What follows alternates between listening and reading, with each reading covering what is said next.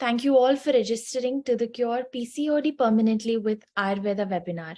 My name is Sonika and I take this opportunity to introduce the speaker, a well-experienced and well-known Ayurvedic specialist, Dr. Sunita Joshi.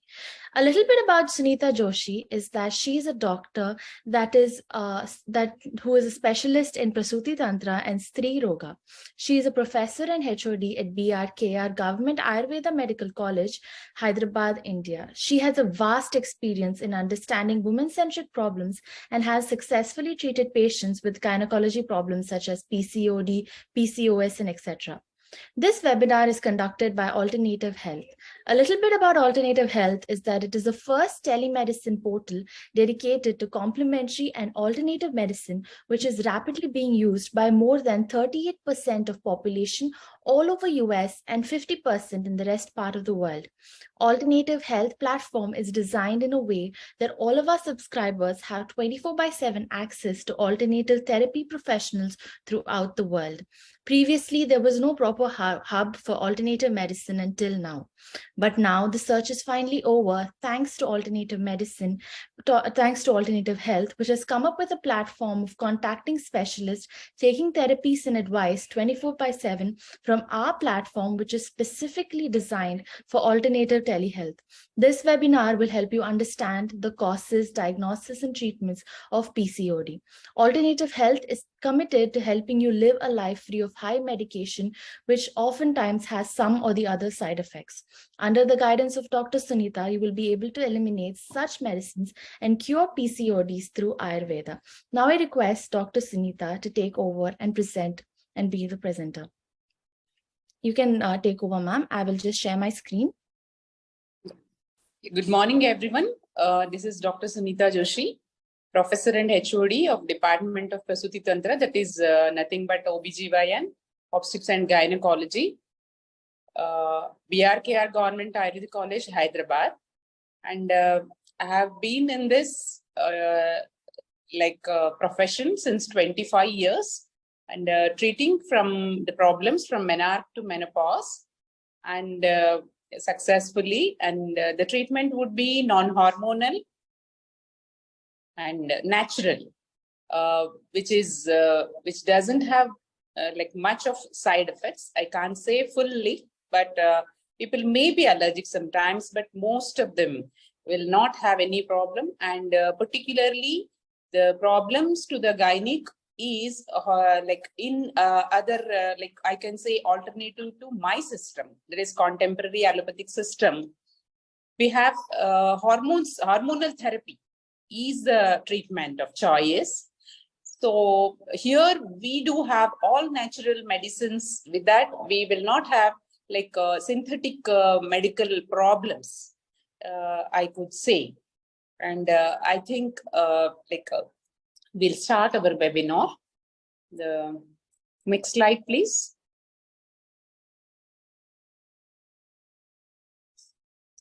Yeah, this is polycystic ovarian syndrome or polycystic ovarian disease is very much rampant now.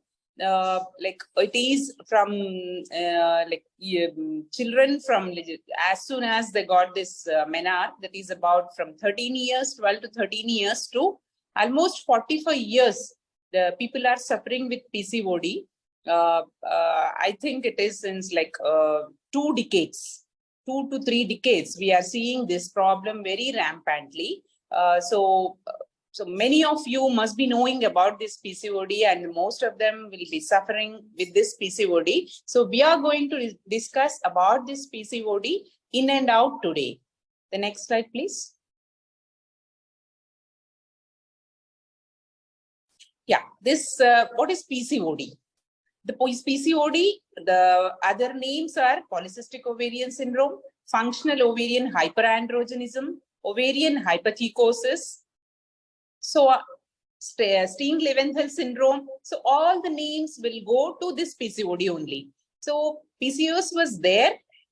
Of course, it was there, but not this rampant previously. So it was described first by Steen and Michael Leventhal in 1935.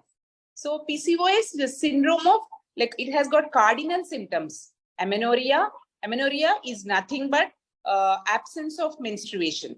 The menstruation, which should be regular every 28 to 35 days, will be either like 2 to 3 months or every 15 days. That is, we call it as polymenorrhagia or amenorrhea. Such type of presentation will be there in PCOS, that is amenorrhea. And hirsutism. Hirsutism is nothing but unwanted hair. So nowadays we are seeing like most of the teenage girls will have this unwanted hair. And obesity. Obesity also is a major problem and contributing problem for this PCOS.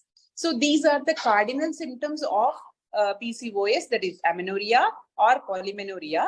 Hirsutism is unwanted hair. Obesity associated with enlarged polycystic ovaries, that is number of cysts around the ovaries. So that is called polycystic. So these polycystic ovaries are seen in ultrasonography or scanning. So these are the main symptoms of PCOS. So it is a heterogeneous disorder. The women will have, the male will not have, and characterized by excess androgen production. So which is very mildly, testosterone is androgen, will be secreted in women also, but it is like hyperandrogenism. Excessively it is secreted by the ovaries that interfere with the reproductive, endocrine and metabolic functions. It is a metabolic disorder also. What is metabolic disorder? So if for the easy understanding, I can tell you, it mimics the diabetes. So the main problem is with the food. We call it as ahara and vihara. Ahara is nothing but what the food we take and how much exercise we do. So the amount of exercise is very less comparing to our food intake. So because of that, the metabolic problem is arising. So as such, like continuous sitting or like not doing any exercise, so it is hampering the metabolism. So as the diabetes is there, the same way this polycystic ovarian syndrome is also there. So it is called metabolic disorder also. Next slide, please. So the diagnostic criteria, year by year, it is changing. So in 1990, it was only menstrual irregularity. Hyperandrogenism is again acne and excessive hair growth, and exclusion of other etiologies, some other causative factors. Those were taken up in the 1990, and when coming to 2003, Rotterdam criteria is there should be 2 symptoms out of 3. One is menstrual irregularity, that is excessive bleeding and untimely, like early periods. There's every 15 to 20 days or 45 to 60 days. Some of them will get the periods only when taking medicines. That is hormonal pills they take for that to get the period. That is, we call it as a withdrawal bleeding, only hormones. And hyperandrogenism. Here also again acne vulgaris, that is pimples. And in the ultrasonography, we must have polycystic ovary. So the ovary will be surrounded by the small bubble-like cysts, more than 10. Then it is called a polycystic ovary. So every month we do get a follicle. Every month by 3rd, 4th day, it starts growing and it attains its normal peak by 14th to 16th day. And it get ruptures and then get fertilizers. If it is fertilizes, it becomes a fetus, or otherwise the women will get this periods or menstruation if doesn't get fertilized. So this is the normal phenomena of the ovary. Whereas in polycystic ovary, the number of follicles will develop, and the one mature follicle will not go up because the amount of hormone which is distributed among the follicles is very less, because usually there will be 2 to 3 follicles and one among them will grow. It will become mature follicle. And again, it like fertilizes and all. It like ruptures and gets ovulated and all. So here what happens, instead of two to three, there will be 10 follicles. And the hormone, which is estrogen, is very essential to ripen the follicle, will not be sufficient for the 10 follicles. So there will not be a maturity of the follicle. So there's a problem. So then it becomes polycystic ovary, and the hormone, the brain also, the pituitary, which is the main source of hormones, will not like understand what to do. So here and there, it disrupts. Then there will be either excessive bleeding or no bleeding. So such thing is in polycystic ovary. So Rotterdam has included USG in polycystic with the polycystic, and exclusion of other etiologies. And in 2006, they have included like menstrual irregularity plus ultrasonography and hyperandrogenism. So excessive sexual binding protein, SHBG we call it as. So that is also will be increased. So other etiologies are like what will go in hand with the polycystic ovary. So when we have hyperthyroidism, this is a hormonal problem. So hormones are again pituitary and our pancreas and our thyroid.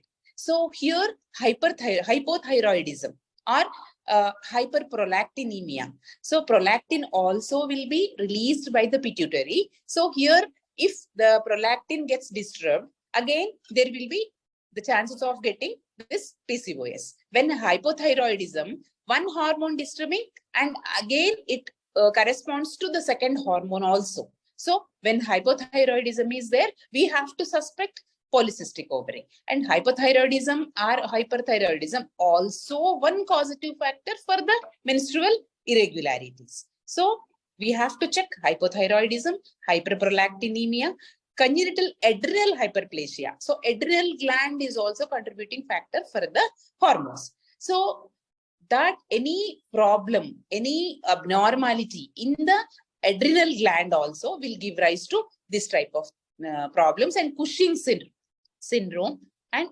androgen neoplasm is nothing but some cancerous thing.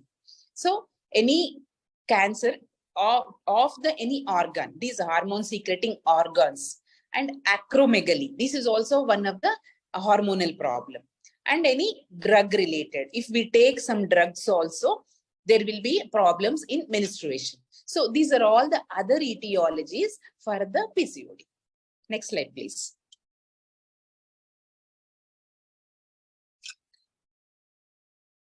So this is most common endocrine disorder nowadays.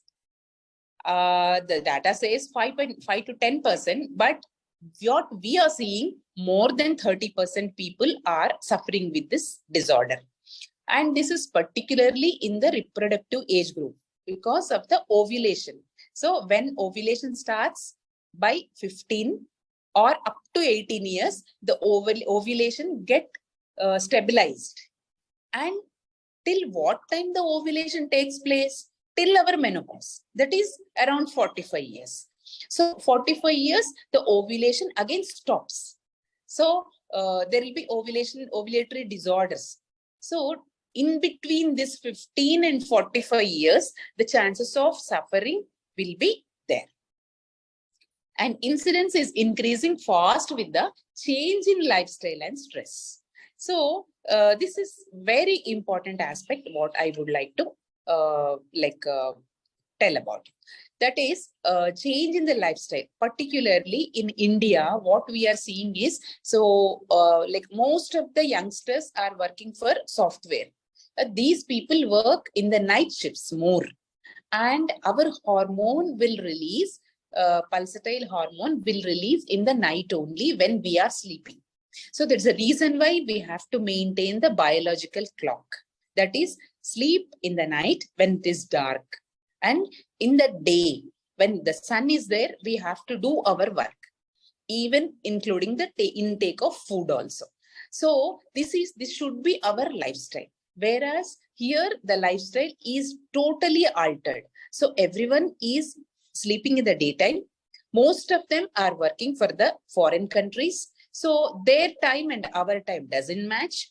And some of them, they are like adopted the lifestyle, Western lifestyle.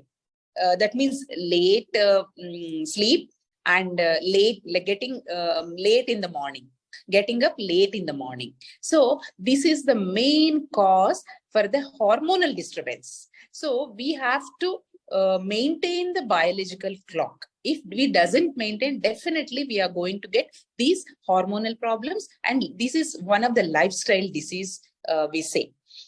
And most frequent cause of infertility in women. So most of all these women suffering from PCOD from the like adulthood, they are entering into the problems when they get married or when they want to have a children, because ovulation is mandatory. So once the ovulation has disturbed in the adulthood only, it becomes a chronic one. When it becomes chronic, it is very difficult to treat. And late marriage is also added thing. So the peak fertility starts from the 25, and day by day, like every year by year, it will decrease. The fertility rate will decrease. Though, so here the marriage age is getting postponed to 30 plus.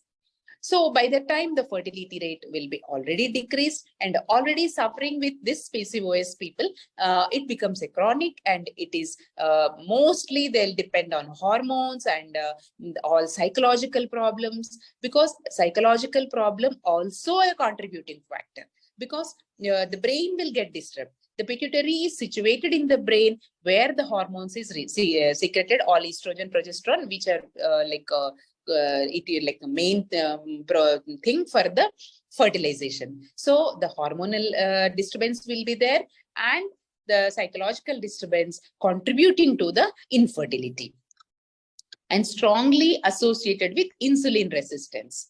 So most of the polycystic ovarian disease sufferers will be there will be insulin resistance or increase in the insulin also will be there for them, and most of them will become in they are called potential diabetes, because in further life definitely they'll have this diabetes, and thereby lipids also will get changed. So cardiovascular disorders or heart disorders also will become normal for them. And these diabetes and hypertension both are like sisters. So when hypertension is there, then when there is a lipid disturbance, again there will be hypertension. When hypertension, there will be diabetes. So this is all a like a cycle. So one contribute to another thing will be there.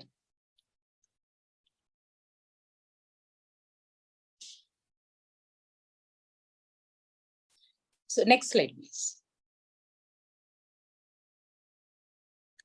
So here again, the pictorial thing. This is high levels of androgens, low-grade inflammation. There will be always low-grade inflammation in the ovaries and the endometrium and all because of this. So any inflammation will give rise to some problems, and a high level of insulin and obesity. So BMI, we have to keep always in the control, body mass index, and we have to do some exercise daily to keep that, because of the continuous sitting job in this corporate offices and this software persons. So that is the main contributing factor for this.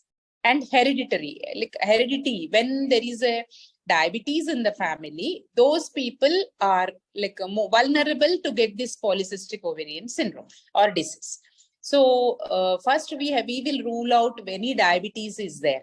So definitely we need to give some amount of medicine to prevent that diabetes. So the hereditary problem is also there in polycystic ovarian syndrome. Next slide, please.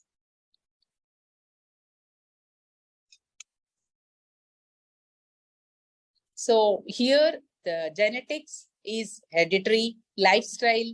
The 50% genetics and 50% is lifestyle. There's a reason why when we treat the patients, what we advise is lifestyle change, the 70% of the treatment is with the patient and 30% of the patient treatment is with the doctor.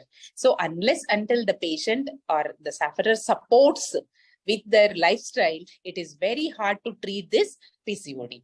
And because of these, hormonal changes will be there, and obesity exaggerates these hormonal changes, and androgens will release, and again insulin. With this, follicles will get anovulation. That means we need estrogen to ripen, and after that we need to have this luteinizing hormone to follicular release. So these are all will get disturbed because there will be excessive estrogen. So excessive estrogen, excessive luteinizing hormone will not be there. So thereby, again, this subfertility or menstrual disturbances. And contributing factor others, diabetes mellitus, and then with that, in their further life, future life, they are more prone to get these cardiac problems. And hirsutism and acne will become a social problem, unwanted hair growth. So the sufferer also will have some other psychological feelings or problems with this hirsutism and all.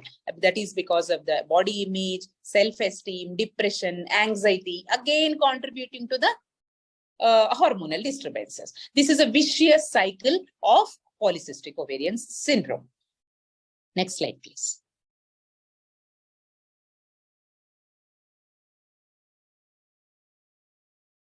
So this is again pictorial, this thing. This is hair loss. Hair loss is also, we will call it as male type of baldness. This alopecia or male type of baldness we see in polycystic ovarian because of the hyperandrogen. Like male hormones will be very minutely will be secreted in the woman, which will be more heavily secreted in the polycystic ovarian syndrome. So thereby we will get the hair loss, and again excessive unwanted hair growth, pain during the menstruation or dysmenorrhea, and infertility, overweight, irregular periods, acne, high testosterone, that is androgenism, and fatigue. Fatigue, they will feel very exhausted easily. They can't work more. So this continuous sitting and not working also will lead to this fatigue, which is one of the symptoms of PCOS also. Next slide, please.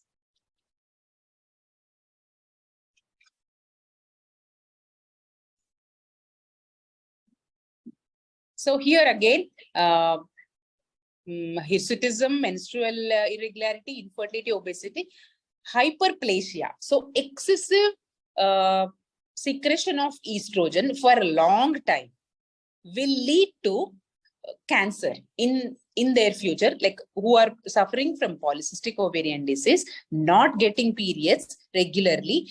There will be a estrogen and progesterone. Always it should be maintained. So there will not be progesterone will be released whenever there is ovulation.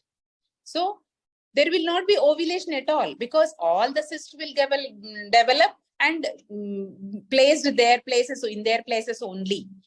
There won't be any ovulation. There's a reason why they'll not get the regular periods. So whenever there is no ovulation, there will be no progesterone release. So estrogenism will be one of the reasons for the cancer, endometrial cancer, ovarian cancer. So this is also a problem in the long run. And cardiovascular disease and dyslipidemia already we have discussed, and diabetes also we have discussed. Next slide, please. So what are the short-term problems and long-term problems? Short-term, as we have discussed, obesity, infertility, irregular periods, abnormal lipid levels, hirsutism, acne, glucose intolerance. Acanthosis nigricans is nothing but blackening of the nape of the neck. The neck region will get some pigmentation, black pigmentation. So that is because of the hormonal imbalance. Again, it becomes a social problem, social stigma. So this is also one of the main symptom of polycystic ovarian disease. So whenever we see, it is not due to some other dermatological problem. It is because of the hormones, this PCOS will develop.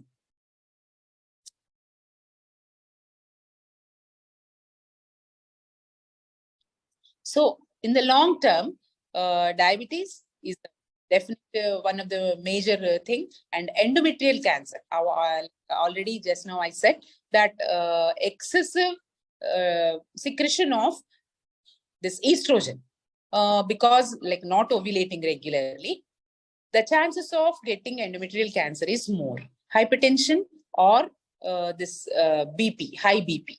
Also is in the long run, they may develop, and cardiovascular disease, nothing but cardiac diseases, depression because of the infertility, because of the excessive bleeding sometimes. So depression is also a major factor, and sleep apneas. They will have disturbed sleep, and during the sleep, suddenly they will wake up with the not getting proper oxygen because of this obesity particularly, and it reduces the health related quality of life because of the continuous thinking about it and not getting good solution easily when it becomes chronic particularly. So it becomes a health problem, and the quality of life also will be reduced because of that. Next slide, please. So what are the treatments? So as I said initially, this is a lifestyle disease. So in the modern or allopathic system of treatment, what they do is mainly treating the obesity with the diet, exercise, anti-obesity drugs, which also again give rise to some other problems in the long run, and sometimes cosmetic surgeries also for the acne and all. And for infertility, ovulation induction with these drugs, we'll call it as clomiphene citrate, HMG and all. In the long run, again, these will cause cancerous more if they continuously use for more than 6 months and all. And surgery, sometimes they'll go for the cystic part of the ovary will be they'll cut it, wedge resection, they will call it, or ovarian drilling. That also we can't do much, because that part, if we lose in the ovary, the follicles also will get disturbed, and the ovulation also will get hampered after some time. So that's the reason why it is very we have to be very what you call so sure that this part can be deducted from this. And this dysfunctional uterine bleeding or irregular menstruation, this is called dysfunctional uterine bleeding. So to treat this, oral contraceptives in the young age, and oral contraceptives also cannot be used for a long time. Again, it will give rise to obesity. Again, it will causative factor for the cancer. And these progestogens also will give rise to obesity. And neurotransmitter modulators and DNC, oophorectomy. When there is a it becomes a more this thing, and it becomes some cancerous and all, then we have to lose our ovary, and other ultraviolet radiation of the blood also. And for hirsutism, again, oral contraceptives, progestins, and some other drugs and laser treatments, all these things will be given in our counterpart system. And again, even polycystic ovarian syndrome patient, even if she becomes pregnant also, the chances of abortion is more. So this, we will continuously abortions, more than 2 abortions, we'll call it as RPL, that is recurrent pregnancy loss or recurrent abortion. So with that, for that also, there will be some hormonal support and all. So again, those hormones, synthetic hormones, will give rise to some other problems. So these are the treatment modalities in the allopathic system. Next slide, please. So whether Ayurveda speaks about this PCOS, actually Ayurveda has not given, this is all like latent admission into this, the system. So Ayurveda has given not on the PCOS, but it has explained everything, the symptoms also in those the BC area time only. So there is no comparable disease described, which is with the polycystic ovarian syndrome, but on the basis of symptoms found in the some disease, like they called it as Pushpagni. So Pushpa is nothing but who gets menstruation. There is called Pushpa, or that menstrual blood also we will call it as Pushpa sometimes. Pushpa is nothing but ovulation or ova. So they will call Pushpagni Jataharini. Jataharini means some thing with fetal demise, which is a causative factor for the fetal demise, is called Jataharini. So which is causative factor for the fetal demise is also this Pushpagni, that is not getting regular ovulation. Even if she gets ovulation also, there will be some what I said just now, recurrent pregnancy loss, even if she gets pregnant. In that Pushpagni Jataharini, there will be Artavakshaya. Artavakshaya is nothing but irregular menses or scanty menstruation. Nashtartava. Nashtartava means again it is no menstruation, either no menstruation or very low menstrual bleeding. Are the symptoms of Pushpagni. Not only that, Lomashaganda. That means there will be hair on the cheeks. They have given Pushpagni Jataharini. Sthulam. Sthulam means obese.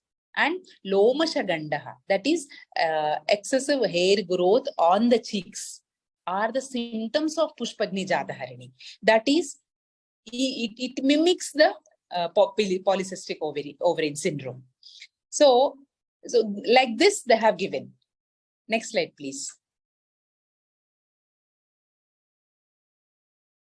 So the Acharya Charaka, Acharya Susruta, Acharya Kashyapa, these are the stalwarts acharyas who they have contributed to the Ayurveda. So Charaka has given very clearly, but this Sroto Dushti or Agni Dushti, that is metabolic problems and channel problems.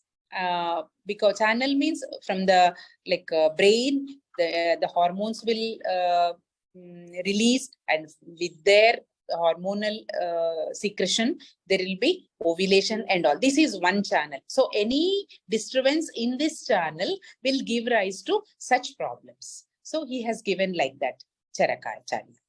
Next slide, please. So probable causes are Santarpana Janita. Santarpana Janita means obesity, the excessive intaking of food. So excessive intake of food, that kapha will get more accumulation. And the main what we call in the any work to do the work, we say there is Vayu is the cause. So for the getting work done. So that is disturbed. Whenever there is an accumulation of kapha, the Vayu will get disturbed and it will not do its works. It gets stagnated. There will be some stagnation. So ovulation will not take place. So getting ovulated is the work of Vayu. So whenever there is a some excessive accumulation of kapha, there will be some stagnation. So the work will not get done. So this is how they have said. And again, whenever there is an intake of excessive food, There will be obesity. Whenever there is a obesity, so bodily works will get hampered. So whatever the work has to be done, it will not be done because of this excessive accumulation of kapha. Excessive accumulation of kapha is because of the excessive intake of sweets, like not working, sitting in one place for longer time. These are the main causes. Next slide, please.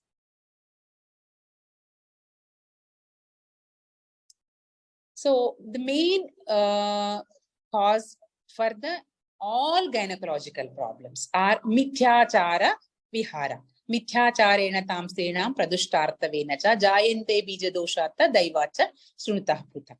So that means mithyachara. That means the food, the work, whatever you need to take, like whenever you need to take. So we have explained very vividly about the dinacharya, rutucharya. That means when we should get up. Brahmi Muhurta we have to get up, and how to clean our brush our teeth, and with what type of paste also Ayurveda has explained. It should not be sweet. Like we every day morning we will clean our teeth, brush our teeth with the sweet type of paste only. So, but they have said they have particularly they have given what type of this stick also should be used for the brushing. So, and according to the rutu, that is seasonal food also we have to take. When there is like ice cream is taken whole 365 days, but it is not said like that. So we have to eat cold things only in the summer season or Grishma Rutu. Sharad Ritu, or like whenever there is a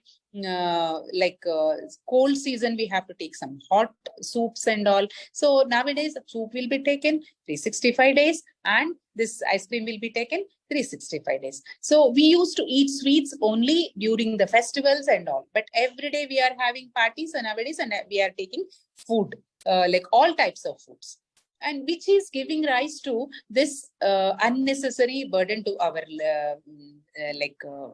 this thing body and becoming obese. So that is vihara. Vihara is like when should we be awake and when should we sleep and all. So the Ayurveda says that three things are very essential to keep our life in a health in a good status. That is Ahara, Vihara, and Brahmacharya. Ahara is food, and Vihara is again, it comes sleep and exercise. Exercise, either we are doing excessive or not doing at all. So that is not good. Exercise, how much we should do, that is only when we get the sweat on our forehead. That is enough. We should not do excessively also. And at the same time, taking bath after having food is not good. So everybody is doing the same now. Morning they will have food, and after that, whenever they'll get the time, they'll have that bath. So these are all opposite to the what we have to do. We are doing. So that is mithyachara. Mithyacharena tastrina pradushtartavena cha. Dushtartava. That is menstrual blood is getting defected. So defective menstrual blood and jayante bija dosha. Bija dosha is nothing but hereditary. So is it necessary to maintain a good health for ourselves? Yes, of course, because what we are giving our children is that only. Because whatever the amount of money or whatever the thing we give, that can be easily they can get it wasted. But health, if we give good health to our next generation, that will be carried out. If we give bad health, that is also carried to them. Along with our all this money and all, we are giving this bad health also to the children, where they'll have some more problems and the next generation will have some more problems. So that's the reason why it is very essential to maintain good health ourselves, so that the next generation will not get that. So this bija dosha is nothing but genetic or hereditary. is the main contribution of ourselves to the next generation. So the Ayurveda has focused on three, that is mithyachara, mithya ahara, mithya vihara, whereby the defective menstrual blood and along with that bija dosha or the genetic factor or the main causative factors for all univyapats or any gynecological problems. Next slide, please. Next slide. So, treatment principle of Ayurveda is Nidana Parivarjana. Nidana is nothing but etiological factor or the causative factor. So, already we have discussed what are the causative factors. So, we have to give up those etiological or causative factors. That means we have to have good, healthy food intake, healthy lifestyle by maintaining regular exercise and regular sleeping habits, and the intake of food also according to the seasonal wise and according to the time wise. That means like taking excessive food in the night is not good. The food intake should be morning, they can have like a king. And that means everything they can have in the morning, so that full day they'll be working, so it will get digested easily. And in the afternoon, they have to have like a common man. And in the night particularly, one should have diet like a pauper. That means very less, easily digestible, light diet they have to take, so that there will not be any undigested food, which is a poisonous thing, which is the main causative factor, and the the oxidant free radicals will release by that excessive food in the night. So this is the main thing. And exercise and sleep. So daytime sleep is not at all advised, and the food also should be taken as early as possible in the evening. When the sun sets, one should complete their dinner also. This is particularly about the Nidana Parivarjana. This is Shodhana Chikitsa. So the main treatment modality of Ayurveda is Panchakarma, is detoxification. Whatever the toxins accumulated in the body, we will do the 5 types of procedures we do. With that, the detoxification takes place. Thereby, the medicine, whatever we give, easily digestible and easily it works on the body. So this is Shodhana, is nothing but detoxification treatment. And Antah Parimarjana, Bahih Parimarjana. Antah Parimarjana is nothing but oral medicine. Bahih Parimarjana, anything applying medicines on the body. And Shamana Chikitsa. So Shodhana and Shamana is nothing but medicinal treatment. Shodhana is nothing but this Panchakarma treatment. And always yoga is a contributing factor to the medicines. So yoga should be a part and parcel of our life to lead the healthy lifestyle. So yoga is also included. Kapha Vata Hara Chikitsa. So as I told you, kapha is a obstruction for the not getting the things done, whatever the works to do by the body. So kapha vardhaka ahara is nothing but sweets and unctuous things and excessive whichever the things give rise to the obesity, those are the kapha ahara, mainly sweets and all. And Vata Hara Chikitsa, that is again sleeping in the daytime also will increase the Vata. So those should be avoided. And Vata Anulomana, that is always Vata should be Anulomana. It should go out easily. So that means there should not be any constipation. There should not be any problem in the urination. So these are all. And Grandhi Chikitsa. Grandhi is nothing but cyst. So cyst has to get broken up. So, but for that also we have to give some medicine. See, these are the treatment principles of PCOS in Ayurveda. Next slide, please. So, Nidana Parivarjana, as I said, avoid sugar, avoid excessive meat, milk products like butter, cheese, paneer. It is digestion takes a lot of time. So we have to avoid that. like once in a blue moon, once in a while, when you go to a party, we can have, but not regular partying. And avoid yolk in the egg, avoid alcohol and smoking, avoid junk foods, avoid fried foods, avoid maida recipes. All white should be avoided. White and carbs, that is be suji or rava and maida and polished rice. All polished things should be avoided.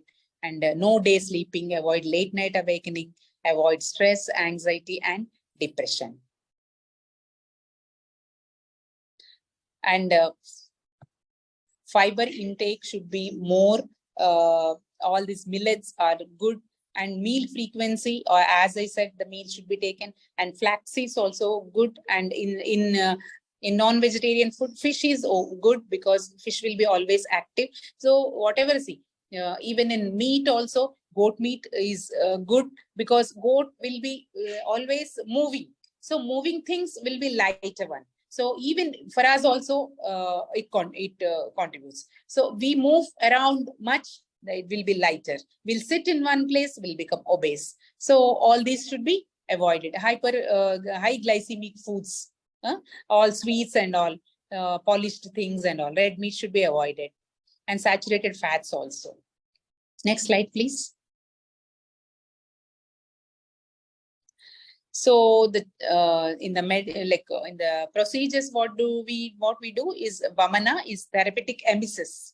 So to detoxify, we do Vamana, Virechana. Before that, we will give some ghee intake, and we will oleate first of all, and then we'll give steam, and then we'll subject for therapeutic emesis or purgation according to their body and all.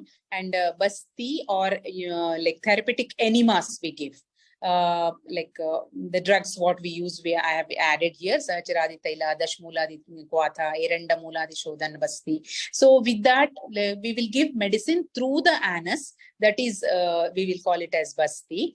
With that, the drug will assimilate in the body very fast.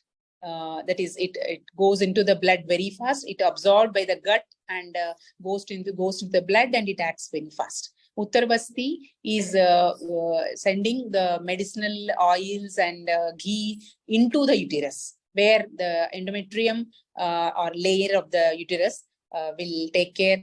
And Nasya is it is nasal drops. Again, it reaches the brain very fast. So we will put some nasal drops to get this hormones regulated. And oral medicines also we will give. And Udvartana, or this Abhyanga, or massage by the dry powders. So with that also, that obesity will we will get controlled with that. So the main objective is to Srotoshodhana is channel should be clear, and weight management and regulation of menstrual cycle, which are the major problems in the PCOS. Next slide, please.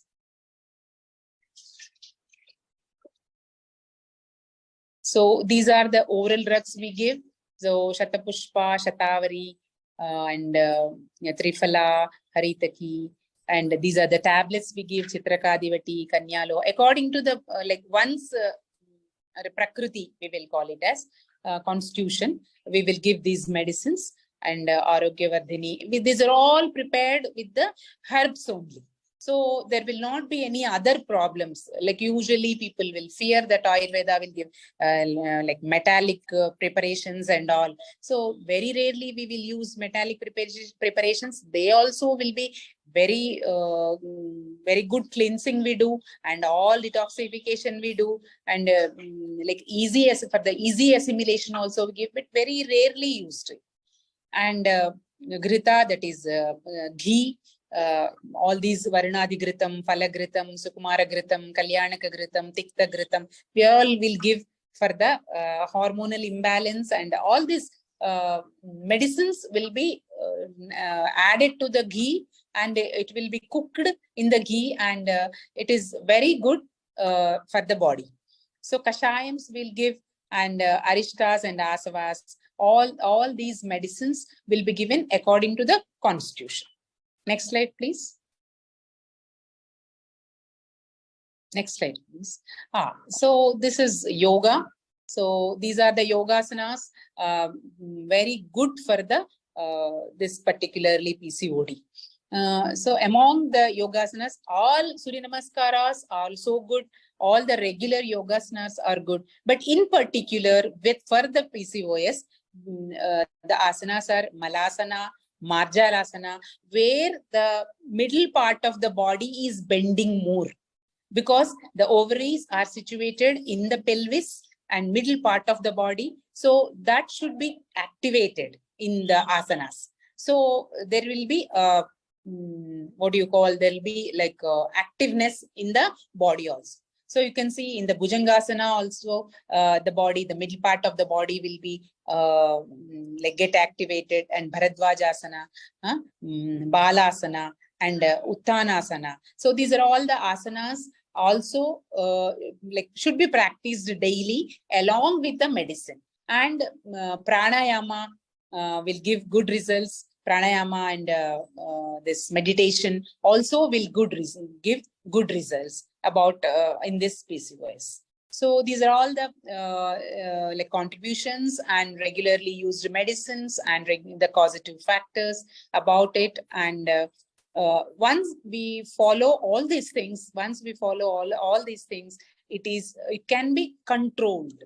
So PCOD is only controllable disease. As and when the lifestyle changes, as and when we won't follow all these rules and regulations, again it will come like different. The picture will be different. In the reproductive age, the problems will be like this. In the old age, again the problems will be cancer and diabetes, hypertension, all like this. So child obesity also a contributing factor. So from the childhood till the end of our life, we have to be very active and very choosy in the food intake.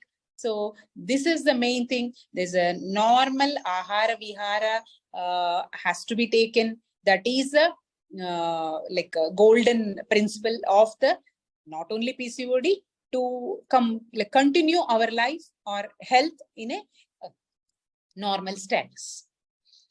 Thank you for patient hearing, and now it is open for discussion.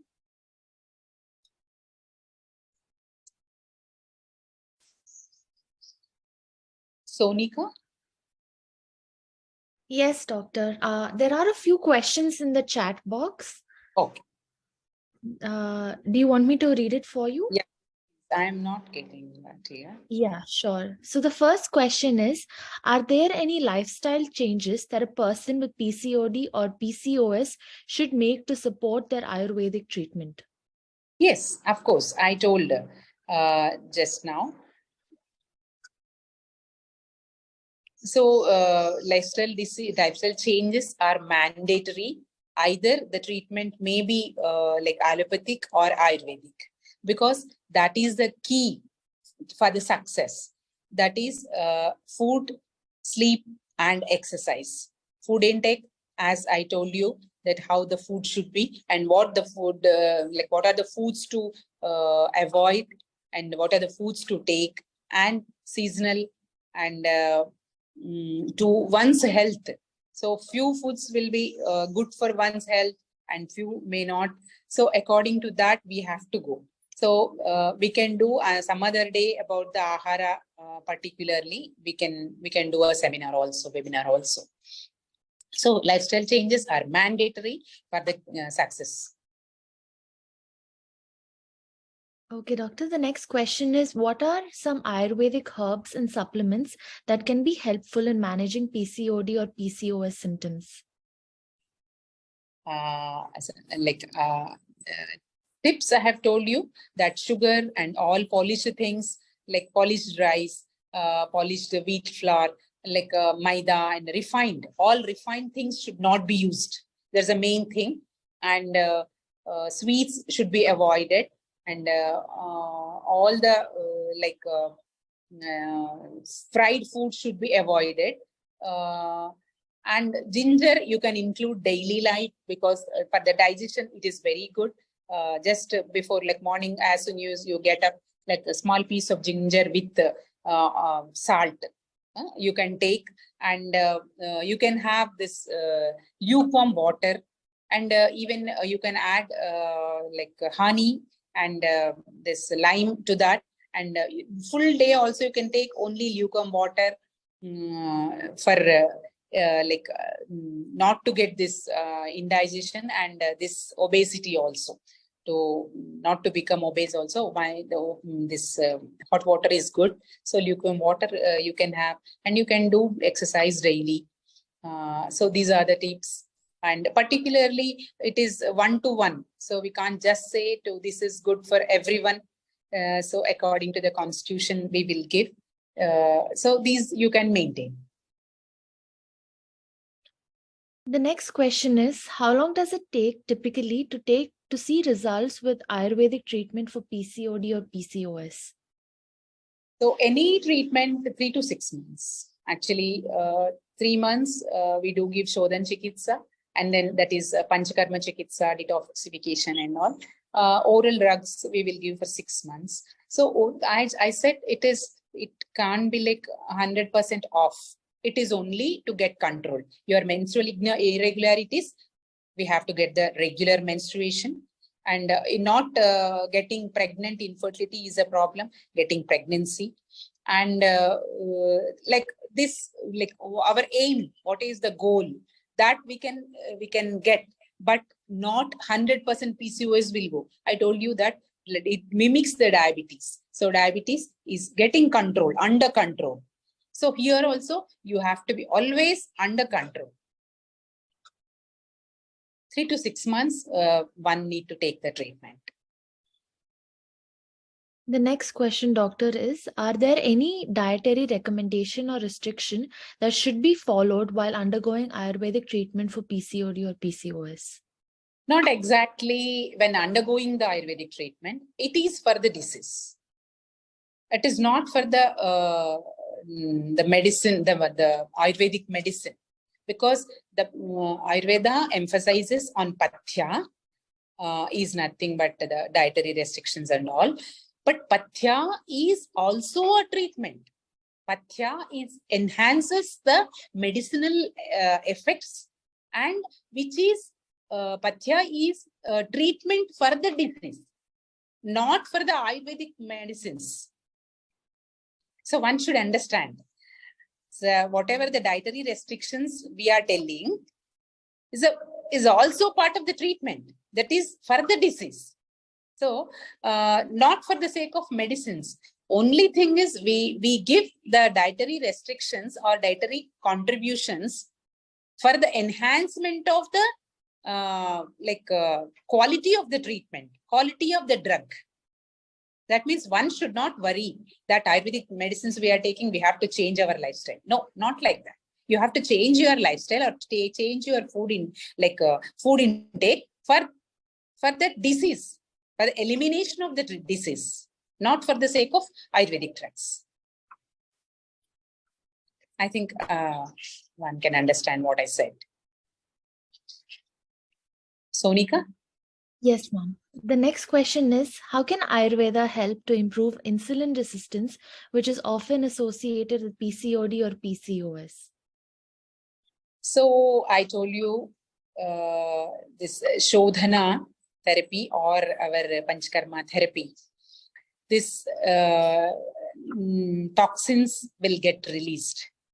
So detoxification will take place, and the insulin, or like what are the bodily parts releasing excessive androgens, excessive insulin and all will get corrected, and the it will get regulated.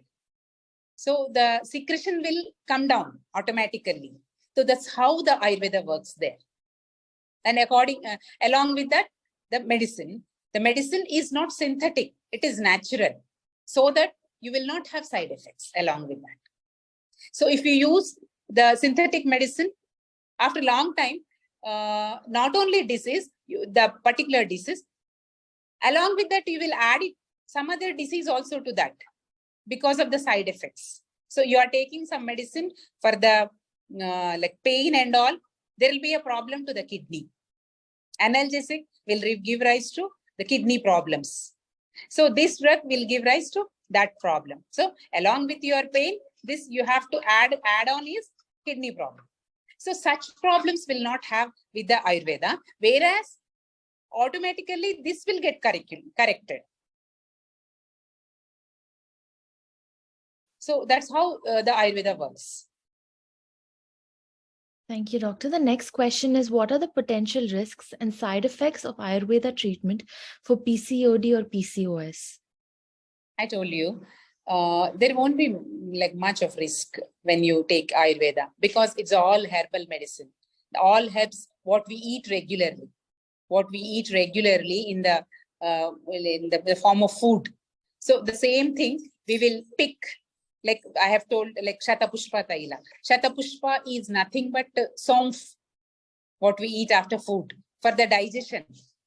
So the problem is because of the indigestion, excessive food intake and sitting for long time. There won't be any digestion. So for that, we will take oral Shatapushpa or oral somf after eating any heavy foods. Heavy parties we go, we'll have pan. So the same thing, we will make it as an oil and we'll give nasal drops. It directly goes to brain and it acts on pituitary and the normal regulating hormones they will release. So like how it works. So I don't think there won't be any side effects with that. So this in obesity, there'll be excessive like accumulation of this cholesterol and all. So we will give the medicine, which is only food. The dietary things only will make it as a medicine with the proper dosage and all. And we'll give it through the anus. So it will act fast and optimum. So how much is required to get it corrected? That dose will go and it acts. So do you think that any like side effects by taking this somf? When you eat somf, do you think that it will give rise to some side effect? No, everybody eats somf. So such things are used in Ayurveda. So you can decide whether it gives or not. The next question is, can Ayurvedic treatment for PCOD or PCOS be combined with conventional medical treatments such as hormone therapy or surgery? Yes, of course. Actually, if somebody is diabetic, already using medicine, so we'll also add our medicine so that medicine dosage will come down, and at the same time it will not have any interaction with the other type of drugs, other type of medicines, other system of medicines. One can combine and take. It will give even more fast results. Like for example, one is completed 40 years of age and not having children, want to go for the IVF. They have gone for IVF twice, thrice, failed. Coming to us, we'll do all primary our treatment, what I told you, like enemas and all, and oral medicines. We'll send them again to the IVF. It will be a fruitful thing. So it is combined therapy will give rise to more success in chronic things. So that should not be a problem at all. The final question, doctor, is what about napkins? Is it good? Some say it also reflects on PCODs. Yes, nowadays exactly the medical system has not shown the evidences, but there are using these pads during the menstruation are giving rise to this estrogen, excessive estrogen and all, where it is contributing the PCOD like that. So one is going to the natural, like herbal made sanitary napkins and all. If they are available, it is good to use that. And I think menstrual cups they use in the foreign countries. So that also we will not advise actually, because anything into the like vagina and all during the menstruation, we will not allow. So natural, any herbal made napkins are available. Those are very good actually. That is all the questions that we have, Doctor. If there's anybody else who would like to add questions, please feel free to input your questions.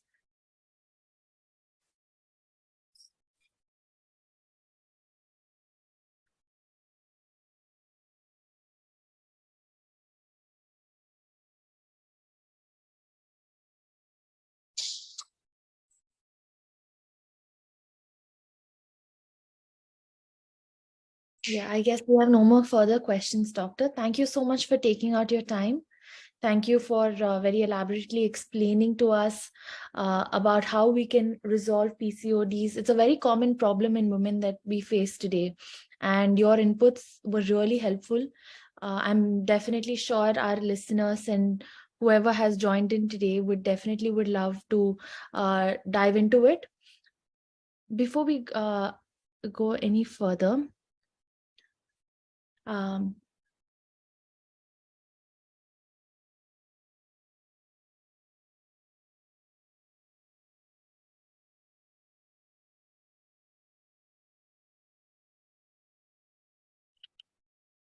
Sudhika, you're on mute.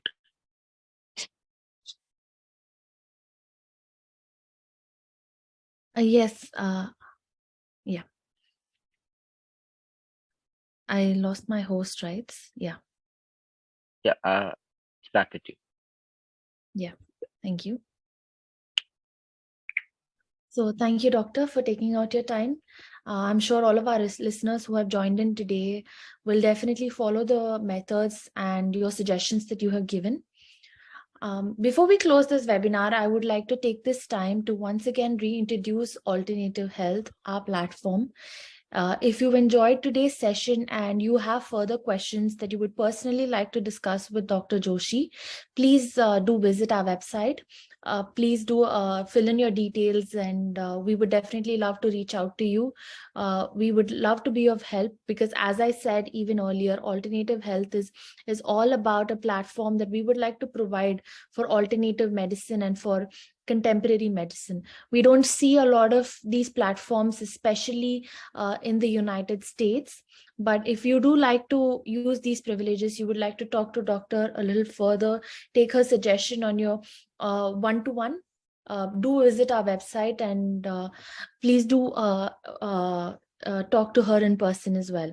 So before we close, I just like to once again remind you all of what Alternative Health does. We are a platform where we do provide you with contemporary and natural medicine. We provide you therapy sessions, aromatherapy, homeopathy, medication, musical therapy, which are not usually offered in various other platforms.